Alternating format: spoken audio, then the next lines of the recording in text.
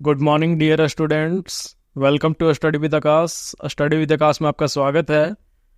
आज मैं आप लोगों के लिए JCRT कक्षा 5 के हिंदी बुक का चैप्टर 5 का प्रश्न अभ्यास लेकर के आया हूं, जिसमें चैप्टर 5 का नेम है चावल की रोटियां। तो देखते हैं इसमें क्या क्या प्रश्न दिए गए हैं।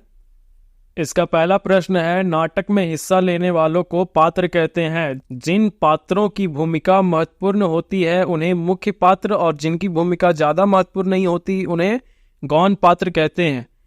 बताइए इस नाटक में कौन कौन मुख्य और गौण पात्र हैं। तो इसका उत्तर होगा चावल की रोटियां पाठ में कोको मुख्य पात्र है तथा उसके दोस्त गौण पात्र हैं। अब इसका दूसरा प्रश्न है, पात्रों को जो बात बोलनी होती है उसे संवाद कहते हैं। क्या आप किसी एक परिस्थिति के लिए संवाद लिख सकती हो? इसके लिए आप टोलियों में भी काम कर सकती हैं। उदाहरण के लिए खो खो या कबड्डी जैसा कोई खेल खेलते समय दूसरे दल के खिलाड़ियों से बहस। तो इसका उत्तर होगा, यहाँ पे हम लोग दो टीम बनाएंगे। पहला होगा टीम ए, दूसरा होगा टीम बी। तो टीम ए के द्वारा जो है कहा जा रहा है चलो एक एक करके आओ। तो टीम बी कहती है इसने कबड्डी कबड्डी बोलना छोड़ दिया या बाहर हो गया। फिर टीम ए के द्वारा कहा जाता है नहीं, इसने अपनी सांस रोक रखी है, अगर यह रेखा छू ले तो तुम सभी आउट। टीम बी कहती है अब तो इसने दांत भी दिखा दिए, अब यह आउट। अब इसका तीसरा प्रश्न है, क्या कभी आपने कोई चीज या बात दूसरों से छिपाई या छिपाने की कोशिश की है? उस समय क्या क्या हुआ था? तो इसका उत्तर होगा हाँ, मैंने एक बार स्कूल नहीं जाने का बहाना बनाया था। उस समय मुझे कई झूठ बोलने पड़े और कई बहाना बनाना पड़ा था। बाद में मेरे घर वालों को मेरे बहाने का पता चल गया और उन्होंने मुझे खूब डांट लगाई। अब इसका चौथा प्रश्न है, कहते हैं एक झूठ बोलने के लिए 100 झूठ बोलने पड़ते हैं। क्या आपको कहानी पढ़कर ऐसा लगता है? कहानी की मदद से इस बात को समझाइए। तो इसका उत्तर होगा हाँ, एक झूठ को बोलने के लिए कई झूठ बोलने पड़ते हैं। यह बात बिल्कुल सत्य है। इस पाठ में कोको रोटियां छुपाने के लिए कई झूठ बोलता है। कोको बहाना बनाता है कि मुझे भूख नहीं है, फिर बोलता है कि उसका पेट खराब है। इस प्रकार वह बहुत सारे बहाने बनाता है। अगला प्रश्न है, एक चावल कई कई रूप। जिसमें पहला प्रश्न है, कोको की मां ने उसके लिए चावल की रोटियां बनाकर रखी थी।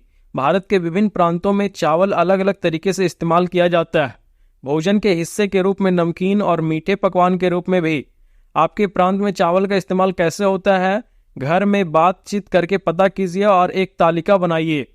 कक्षा में अपने दोस्तों की तालिका के साथ मिलान कीजिए और देखिए कि भाषा, कपड़ों और रहन सहन के साथ साथ खान पान में भी अनूठे संबंध हैं।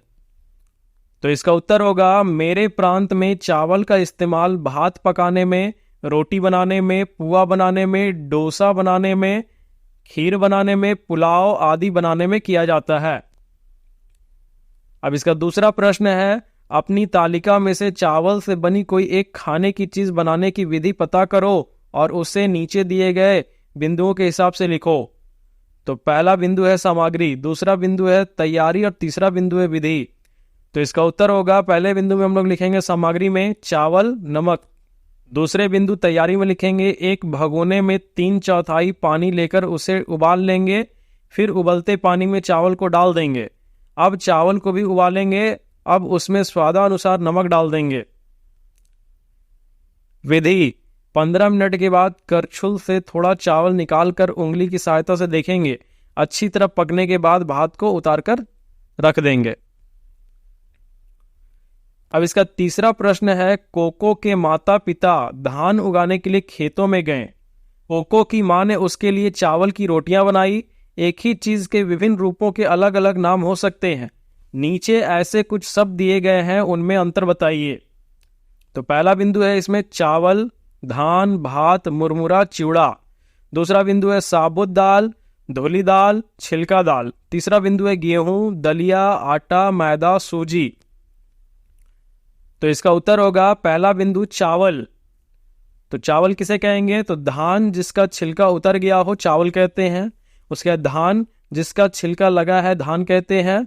भात पके चावल को भात कहते हैं। मुरमुरा, चावल को भुनने से मुरमुरा बनता है। चिवड़ा, धान को कूटकर चिवड़ा बनाया जाता है। अब दूसरा बिंदु है साबुत दाल। एक पूरे दाल को साबुत दाल कहते हैं। धुली वाला दाल, वह दाल जिसका छिलका ना हो, धुली वाला दाल कहलाता है। उसके बाद छिलका दाल, वह दाल जिसमें छिलका लगा हो, छिलका वाला दाल कहलाता है। अब इसका तीसरा बिंदु है गेहूं।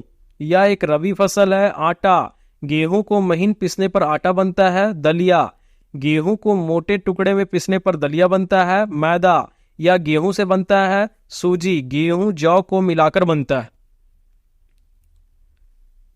अब इसके आगे है के, में, ने, को, से। तो कोको की मां ने कल दुकान से एक फूलदान खरीदा था। ऊपर लिखे वाक्य में जिन शब्दों के नीचे रेखा खींची है वे वाक्य में शब्दों का आपस में संबंध बताते हैं। नीचे एक मजेदार किताब अनार को के 8 दिन का एक अंश दिया गया है। उसके खाली स्थानों में इस प्रकार के सही शब्द लिखो।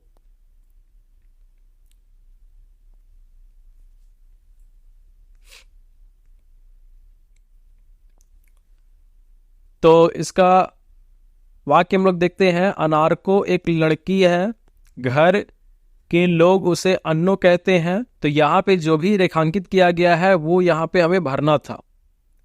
अन्नो नाम छोटा जो है सो उससे हुक्म चलाना आसान होता है। अन्नो पानी ले आ, अन्नो धूप में मत जाना, अन्नो बाहर अंधेरा कहीं मत जा, बारिश में भीगना मत, अन्नो। और कोई बाहर से घर में आए तो घर वाले कहेंगे ये हमारी अनारको है। प्यार से हम इसे अन्नो कहते हैं। प्यार से हूं, हा, है। आज अनारको सुबह सोकर उठी तो हाँफ रही थी।